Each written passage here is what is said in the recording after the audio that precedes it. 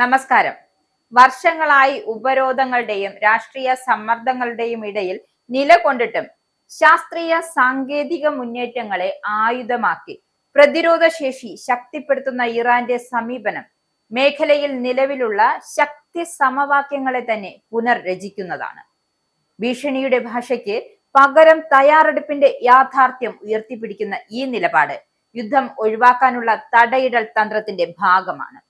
രാജ്യത്തിന്റെ സായുധ സേനയുടെ വിവിധ ഭാഗങ്ങളിലായി ഏകദേശം 1000 പുതിയ തന്ത്രപരമായ ഡ്രോണുകൾ വിന്യസിച്ചിട്ടുണ്ട്. സൈനിക രഹസ്യങ്ങൾ സംരക്ഷിക്കുന്നതിനായി ഈ വിന്യാസത്തിന്റെ ചിത്രങ്ങൾ പുറത്തുവിടുന്നില്ല എന്ന തീരുമാനവും നീക്കത്തിന്റെ ഗൗരവവും ദീർഘകാല ദൃശ്യവുമാണ് സൂചിപ്പിക്കുന്നത്. ആകാശ നിരീക്ഷണം, ശത്രു നീക്കങ്ങൾ മുൻകൂട്ടി തിരിച്ചറിയൽ, കൃത്യമായ പ്രതികരണം എന്നിവയിൽ നിർണായക പങ്ക് വഹിക്കുന്ന ഈ ഡ്രോൺ ശൃംഖല ഇറാന്റെ പ്രതിരോധ സിദ്ധാന്തത്തിലെ ഒരു മുഖ്യ സ്തംഭമായി മാറിക്കഴിഞ്ഞു. ഈ സൈനിക നീക്കം American president Donald Trump Persian ഗൾഫിലേക്ക് നാവിക കപ്പലുകളുടെ വലിയ അർമാഡ് അയക്കുന്നതിനായി പ്രഖ്യാപിച്ചതിന് പിന്നാലെയാണ് ഉണ്ടായത്.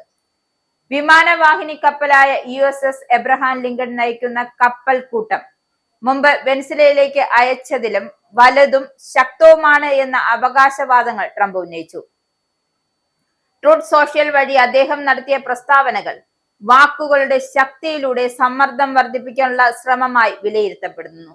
എന്നാൽ ഇറാൻ ഇത്തരം പ്രഖ്യാപനങ്ങളെ ഭയത്തിന്റെ സൂചനയില്ല, മറിച്ച് പ്രതിരോധം കൂടുതൽ സജ്ജമാക്കേണ്ട സന്ദേശമാണെന്ന് കാണുന്നു.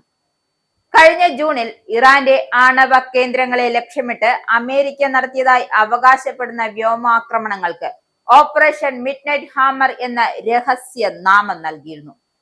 അതിനേക്കാൾ വളരെ മോശമായ ആക്രമണം ഉണ്ടാകുമെന്ന ട്രംപിന്റെ മുന്നറിയിപ്പ് മേഖലയിൽ ആശങ്ക വർദ്ധിച്ചു എങ്കിലും ഇറാന്റെ പ്രതികരണം ശാന്തവും കണക്കുകൂട്ടിയുള്ളതുമായിരുന്നു. ഉപരോധങ്ങളുടെ ഭീഷണികളുടെയും ഇടയിൽ സ്വയം പര്യാപ്തമായ സാങ്കേതിക വികസനമാണ് രാജ്യത്തിന്റെ യഥാർത്ഥ ശക്തിയെന്ന് ഇറാൻ ഓർമ്മിപ്പിക്കുന്നു. ഇറാനിയൻ നേതൃത്വത്തിന്റെ നിലപാട് വ്യക്തമാണ്.